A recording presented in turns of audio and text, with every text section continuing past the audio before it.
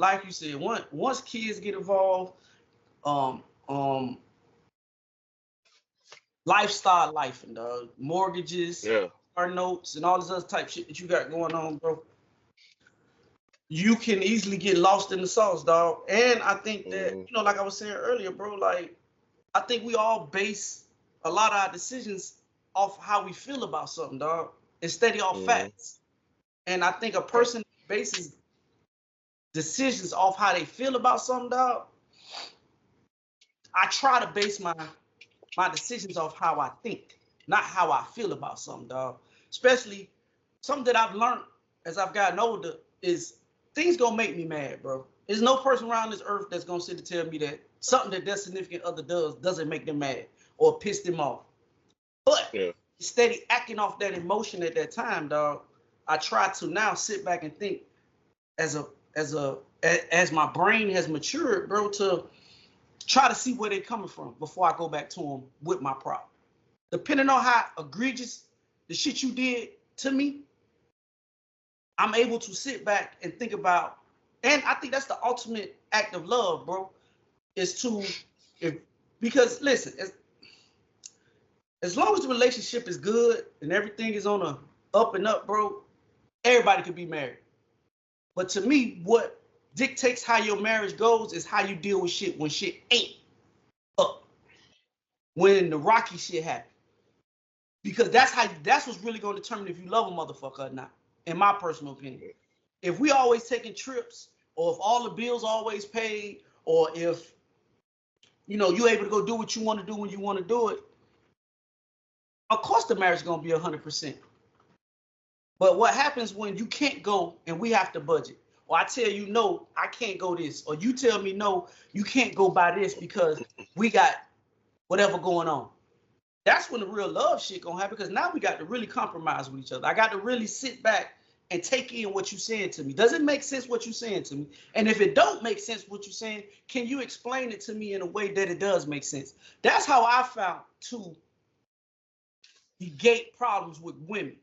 If you make yourself seem like you the stupid one, then you good. And Yeah.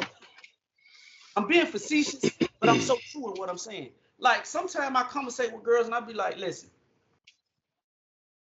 I'm not the smartest nigga in the world. I'm not the brightest nigga in the world. But can you break that down to me to make me understand? Because I'm not understanding what you're trying to tell me. It's not computing to me. Yeah.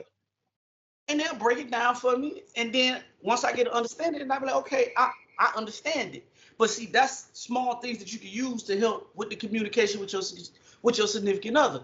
So when we come back to this marriage shit that we talking about, I'm in lock and step with you, bro, because the way you felt at 20 may not be the way you feel at 24. Yeah. Or at 24, you may not feel that way at 28. You know what I'm saying? So I think that the renewal of a marriage is something that I think, even if it's not law, that's some shit that you and your significant other should implement into your relationship, bro. And not only should they have to revisit this shit every 4 years, but I think that shit should come with a a marriage counselor session that you got to Okay. complete before we renew your motherfucking shit. Go sit Okay. down with a mutual party, and if you have any grievances, let them decipher who wrong, who right, and can we move forward with this shit before we go ahead and renew this license. I agree with you. Also, one of my keys to a healthier relationship is, dog, whatever pissing you off with your significant other, Mm-hmm. the moment that it happens, absorb what the situation is, but talk about it. Don't let that shit start stockpiling different shit into different situations, dog. Because now you come home and your socks on the floor, a pair of socks on the floor, and now you spazzing out. It's not even about them socks on the floor. It's about some shit that happened 3-4 months ago. And I think that's a problem that I had in my relationship when I was married, bro. So much shit got stockpiled into the trauma department to where we was too far gone to retrieve any of that shit. We talking about shit that happened 3-4 years ago. That's we rehashing. That if we be Yeah, honest, You thought sweeping that shit under the rug was gonna make it disappear, but nah, that all that dirt and all that shit you pushed under there, it's still there. Yeah. It's And still see, there. and the only part about that is when you rehash that situation to me, the more time goes, the more that story fades in my memory. So when Yeah, you that said, shit doesn't change. yeah, so whenever you telling me, I may not, one, I may not remember it, or two, I might not remember the way that you said that it happened. Yeah, yeah. So now I'm already offended because now I'm feeling like you lied to me. That ain't how that shit happened. So if that shit fresh, give it a day. Think about it, and then y'all come to meeting and y'all conversate with each other about it, bro. For real, for real.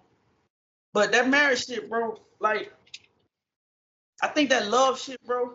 I think so many people want it, dog, but I think they don't even understand what that love shit is at this point, dog. I think love is more of a transactional thing that you told me a couple of podcasts ago, bro.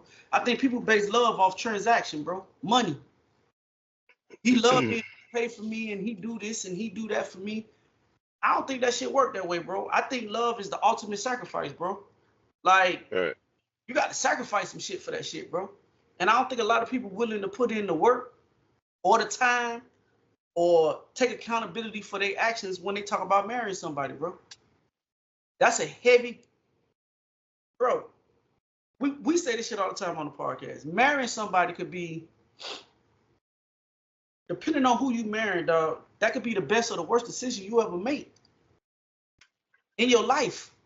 Who you have a Yeah, child with, that yeah. shit could be the best or the worst decision that you ever made in your life. That's like buying a crib, dog. You know what I'm saying? That shit can alter your life, dog. For real, for real. If you get with the wrong baby mama or the wrong kid's father, bro, they can deter you from your dreams and your aspirations, bro. If you're a girl that get with a nigga that ain't shit, or a nigga he's still mad because y'all broke up and he want to see you do bad, that nigga gonna make your life Mm-hmm. miserable. Vice versa Yeah. with a woman.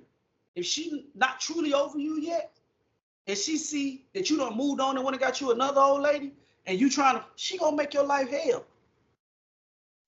That's why, for me, I respect niggas like Wayne.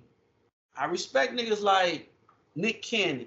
Cause you don't never hear that baby mama, cause they already know what it is. They know what it is. And if you're a nigga that's stingy with that money, bro, don't be out here getting married and having all these goddamn kids, bro. Cause that shit ain't gonna benefit you in the long run, bro. For real, for real.